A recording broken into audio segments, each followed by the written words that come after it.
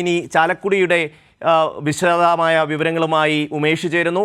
ഉമേഷ്, അവിടെ LDFിൻ്റെ സ്ഥാനാർത്ഥി നമുക്കറിയാം, കേരളത്തിൻ്റെ വിദ്യാഭ്യാസ മന്ത്രി കൂടിയായിരുന്നു. ഒപ്പം തന്നെ ജനങ്ങൾക്കേറെ പ്രിയപ്പെട്ട അദ്ദേഹത്തിൻ്റെ ആ ഒരു തെരഞ്ഞെടുപ്പ് പ്രചരണം കാര്യങ്ങൾ ഒക്കെ ഒന്ന് പറയാമോ? എങ്ങനെയാണ് അവിടുത്തെ ഒരു വിജയസാധ്യത?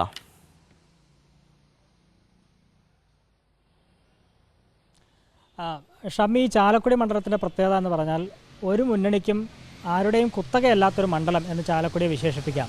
അത് ചാലക്കുടി മണ്ഡലമാകുമ്പോഴും അതിൻ്റെ മുൻപത്തെ രൂപമായ മുകുന്ദപുരം ആയിരുന്നപ്പോഴുമൊക്കെ ഇരു മുന്നണികളെയും മാറി മാറി തുണച്ചൊരു മണ്ഡലമാണ് ഈ ചാലക്കുടി എന്ന് പറയുന്നത്. കെ കരുണാകരനും പനമ്പള്ളി ഗോവിന്ദമേനോനും അടക്കമുള്ളവർ അവിടെ MP-മാരായിരുന്ന അതിനുശേഷം പിന്നീട് LDF നേതാക്കളും അവിടുന്ന് MP-മാരായി തിരഞ്ഞെടുക്കപ്പെട്ടതാണ് ചരിത്രം.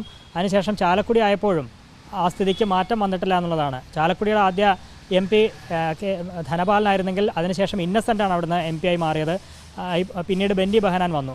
നിലവിൽ സിറ്റിംഗ് MP ആയ ബെന്നി ബെഹനാൻ തന്നെ രണ്ടാം ഊഴത്തിനിറങ്ങുമ്പോൾ അതിനെ നേരിടാനെത്തുന്നത് LDFിൻ്റെ ഏറ്റവും പ്രമുഖനായ നേതാവ്, ഇപ്പോൾ ഷമ്മി സൂചിപ്പിച്ച പോലെ തന്നെ മുൻ വിദ്യാഭ്യാസ മന്ത്രിയായ C രവീന്ദ്രനാഥാണ്.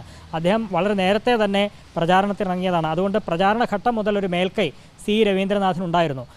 പ്രധാനമായും വികസനം തന്നെയാണ് ചാലക്കുടി മണ്ഡലത്തിലും ചർച്ചയാകുന്നത്. അതിലേറ്റവും പ്രധാനപ്പെട്ട കാര്യം 2014 MP ആയി തിരഞ്ഞെടുക്കപ്പെട്ട ഇന്നസെൻ്റ് തുടങ്ങി വെച്ച നിരവധി പദ്ധതികളുണ്ട്. അദ്ദേഹം 1750 കോടിയുടെ പദ്ധതികളാണ് ആ മണ്ഡലത്തിൽ വിഭാവനം ചെയ്തത്. അത്രയും പദ്ധതി നടപ്പാക്കിയിട്ടുണ്ട്. പക്ഷേ അതിനുശേഷം പിന്നീട് നിരവധി പദ്ധതികൾ അദ്ദേഹം വിഭാവനം ചെയ്തെങ്കിലും അതിനൊന്നും കൃത്യമായൊരു തുടർച്ച ഉണ്ടായില്ല എന്നുള്ള വലിയ ആക്ഷേപം ചാലക്കുടി മണ്ഡലത്തെ സംബന്ധിച്ചുണ്ട്. ബെന്നി ബെഹനാൻ വന്ന ശേഷം പല പദ്ധതികളും പകുതി വഴിച്ച് മുടങ്ങിപ്പോകുന്നു. അതിനൊക്കെ ഒരു തുടർച്ച ഉണ്ടാകണം എന്ന തരത്തിൽ തന്നെയാണ് പ്രചാരണം LDF മുന്നോട്ട് വെച്ചത്. അതിനുവേണ്ടി C രവീന്ദ്രനാഥിനെ തിരഞ്ഞെടുക്കണം എന്ന വലിയ പ്രചാരണം ഈ പ്രചാരണ ഘട്ടത്തിലൊക്കെ മുൻപോട്ട് വെച്ചിട്ടുണ്ട്.